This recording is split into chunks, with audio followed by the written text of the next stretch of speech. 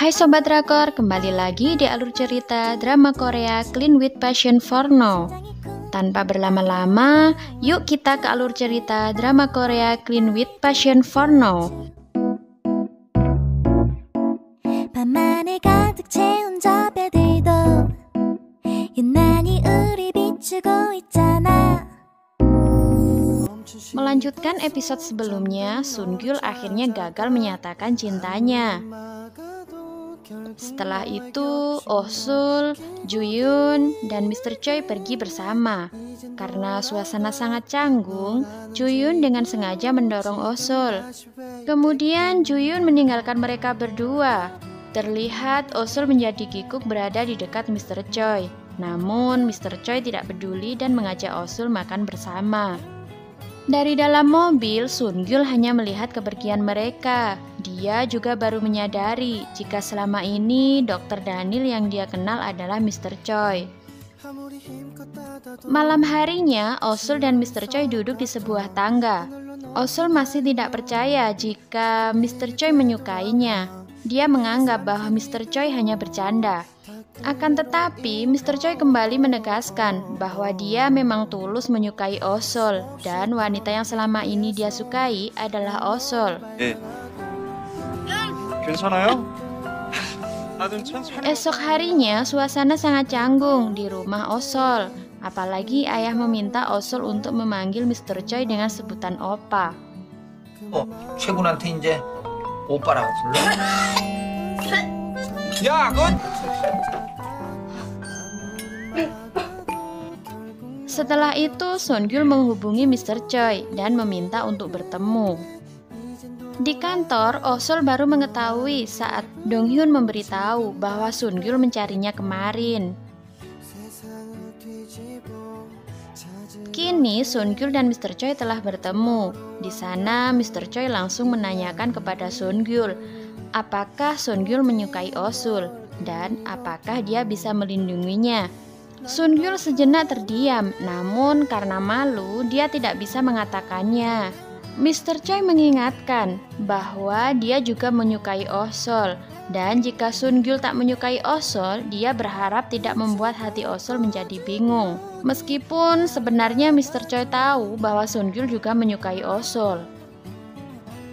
Di sisi lain, Oh-sul sedang bingung karena baju kerjanya tertinggal di rumah. Dia meminta bantuan kepada Jo-yoon, namun karena Jo-yoon sedang berkencan, dia tidak bisa membantu Oh-sul. Akhirnya Oh-sul meminta bantuan kepada Mr. Choi. Di luar kantor, Oh-sul dengan cemas menanti kedatangan Mr. Choi. Setelah mendapatkan baju kerjanya, Oh-sul dengan buru-buru pergi, dan tak lupa juga dia berterima kasih. Dari kejauhan, Mr. Choi melambaikan tangan kepada Oh-sul, dan tanpa disadari, hal itu dilihat oleh Sungyul. Tentu saja Sungyul semakin dibuat cemburu, tak peduli Oh-sul menjelaskan situasinya. Sungyul kemudian mengejek Oh-sul yang memiliki tetangga yang bisa melindunginya. Sesi latihan bulanan telah dimulai. Semua karyawan berkumpul. Sungyul menjelaskan dan memberikan beberapa pertanyaan tentang kuman. Saat itu, Sungyul meluapkan kecemburuannya dengan memberikan pertanyaan yang sulit kepada Oh-sul. Karena tak bisa menjawab, Oh-sul mendapatkan hukuman untuk mengikuti sesi latihan setiap minggunya. Malam harinya, Oh-sul mendapatkan permintaan dari sekretaris Kwon yang memintanya untuk menggantikannya menjadi sekretaris Sungyul. Esok harinya, Sungyul terkejut dengan penampilan dan juga Oh-sul di kantor. Oh-sul menjelaskan jika sekretaris Kwon memintanya untuk menggantikannya sementara waktu. Setelah itu, Oh-sul menjelaskan jadwal Sungyul hari ini dan akan diadakan rapat pertemuan. Saat itu, Sungyul yang melihat Oh-sul kesusahan karena memakai high heel, dia pun mencoba berjalan perlahan di samping Oh-sul. Oh, baby, you are my shining star. Saat di dalam lift, mereka saling curi pandang satu sama lain. Hingga akhirnya, seekor nyamuk mengganggu Oh-sul. Dia mencoba untuk menangkap nyamuk tersebut, hingga kemudian Oh-sul malah menabrak Sungyul. Kejadian itu membuat mereka terdiam, dan pada saat pintu lift terbuka,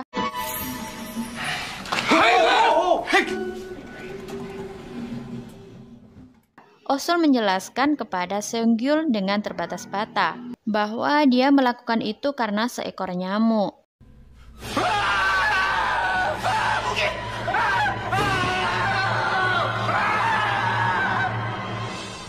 Setelah kejadian itu, Seongyul yang mengetahui Osul lapar, dia mengajaknya untuk makan di sebuah kafe. Namun, karena Seongyul tidak bisa makan masakan orang lain, dia hanya memperhatikan Osul dengan senyum penuh cinta. Karena suasana di kafe bertambah ramai, Seongyul menjadi tak nyaman. Dia pun memilih menunggu Osul di luar. Saat itu, Sekretaris Kwon menelpon bahwa lokasi rapat pertemuan telah diubah, yang ternyata rapat itu berada di bandara. Osul dengan sigap melindungi Seongyul dari banyaknya kerumunan, namun kondisi Seongyul semakin memburuk. Osul yang menyadari hal itu, dia berusaha melindungi Seongyul dengan payung.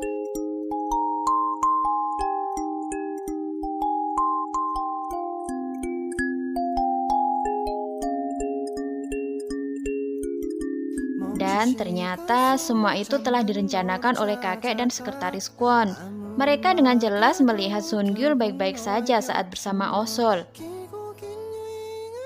Setelah rapat selesai, Seongyul merasa terselamatkan berkat bantuan Osul. Saat pulang, Seongyul yang menyadari kaki Osul yang terluka karena high heel, dia langsung memberikan sepatu kepada Osul. Dengan heran dan terkejut, Osul memakai sepatu pemberian Seongyul.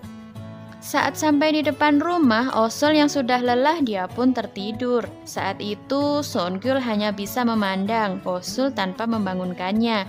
Hingga akhirnya Seongyul ikut tertidur. Saat Osul terbangun, dia juga memandang Seongyul yang tertidur. Hingga akhirnya Seongyul pun terbangun.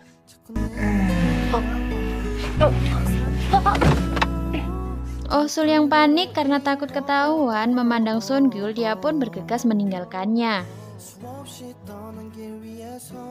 Saat sampai di rumah, Mr. Choi menunggu kepulangan Osul dengan khawatir. Dan ternyata ayah mengetahui pekerjaannya Osul sebagai pembersih. Ayah benar-benar kecewa mengetahui pekerjaan Osul, karena ayah tidak ingin Osul menjadi penerus tukang bersih-bersih seperti dirinya.